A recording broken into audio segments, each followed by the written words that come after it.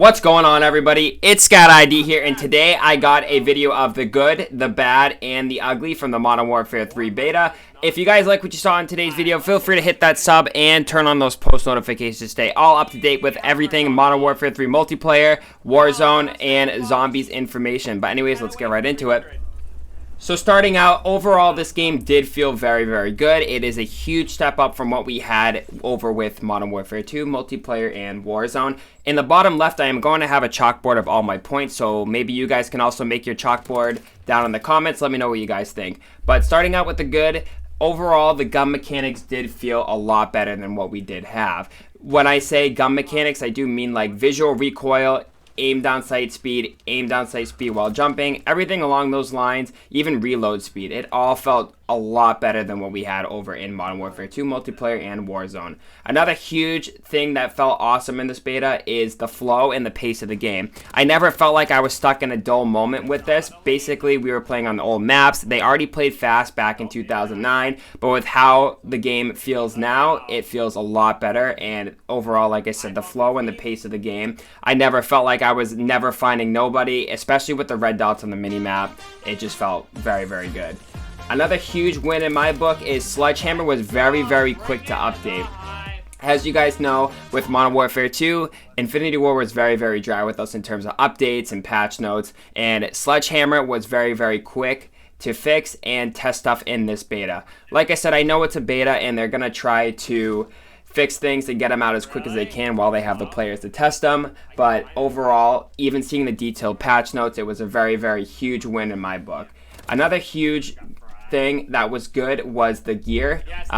So instead of perks, obviously you guys know we do have the gear now, and that felt very, very good, especially to have Ninja back as boots, even Stalker, and now you can reload while sprinting. Overall, the gear did feel a lot better than the perks, and it also gives your operator a little more customization than you normally would if you had the perks.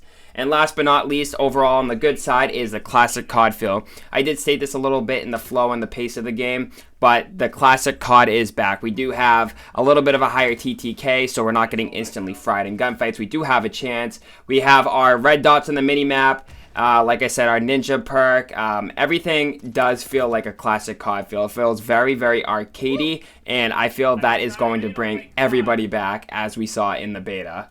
So now let's talk about the bad things that we have grabbed from the beta. So first I'm going to start out with the classic old feel. The maps did go away with how Modern Warfare 3 plays now compared to Modern Warfare 2 2009. I only put this in the bad category for nostalgia.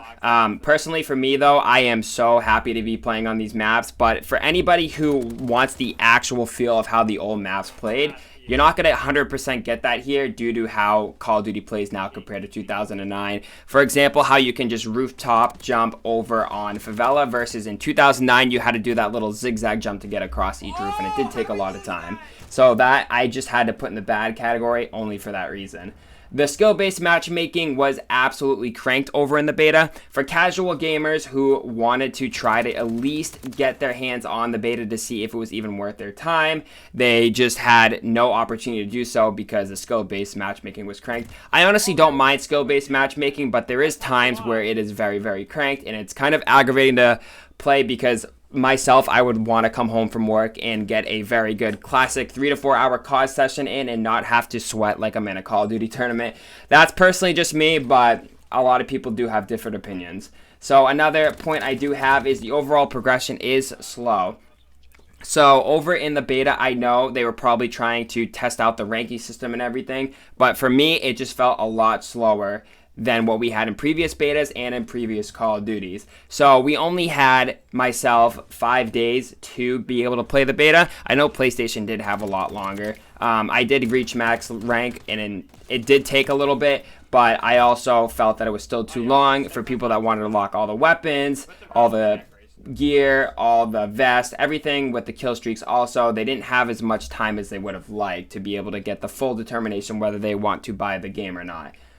Another point I do have on the bad side is weapon tuning is most likely coming back. We have seen a lot of leaked images and stuff within the beta that confirms that weapon tuning is coming back. I honestly do not like weapon tuning just because I want to put my 5-6 attachments on and go instead of trying to figure out what best tune would best suit this weapon that I am using.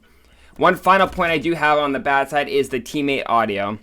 So I know this has been addressed from a few developers and a few people about the teammate audio. The footstep audio is very, very loud. And I will also add the visibility from the teammates to the actual enemies is also off. So the teammate audio, I feel, does need to be turned down. The same thing with the visibility, telling what your teammates are versus enemies, because there has been countless times, especially in the gameplay behind me, that I have shot at teammates versus enemies.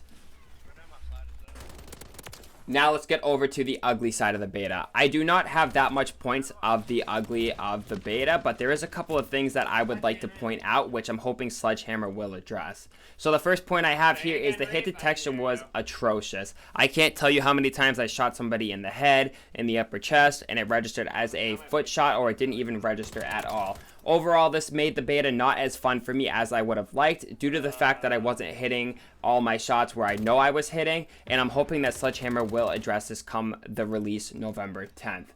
Another issue I had is the spawns were way off. I can't tell you how many times a full team spawned behind me over on one of the buildings on High Rise or over on Rust. I know Rust is a small map itself, but having a full team spawn behind me is not an ideal situation, especially for how chaotic Rust is in the multiplayer aspect of this game.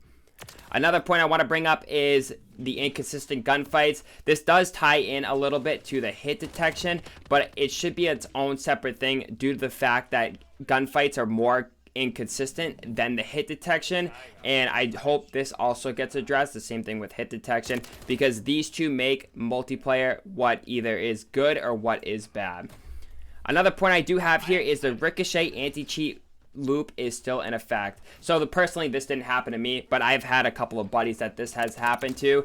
This is carrying over from Modern Warfare 2, and I feel that this needs to be stopped immediately. We cannot have people spam reporting innocent players for cheating when they are not, and then they're stuck in a shadow ban loop. Like, we had the beta for about 5 days on PlayStation and 5 days for Xbox and PC, and that's only 5 days we get to play it. And if we're in a shadow ban loop over on this beta, that is less time these players get to be able to experience this beta.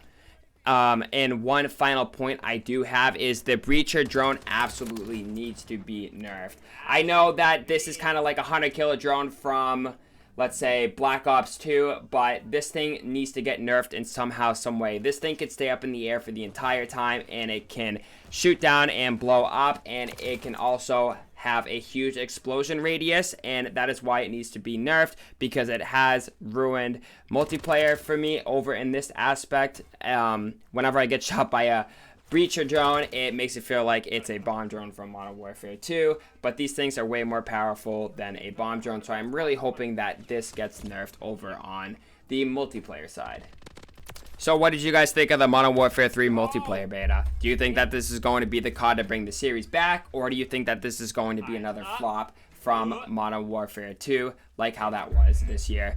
Let me know what you guys think. I will respond to all of you guys in the comments as usual, going over my thoughts as well on how I felt about it in a little more depth if you guys want. But that is going to do it for me. If you like what you saw in today's video, feel free to hit that sub and turn on those post notifications to stay up to date with anything Modern Warfare 3 multiplayer, Warzone, Warzone Mobile, and Zombies news. Let's get hyped though for Modern Warfare 3. I feel like this is going to be a good year. But anyways, stay blessed, stay positive, enjoy the rest of your day, and have a good night. Adios.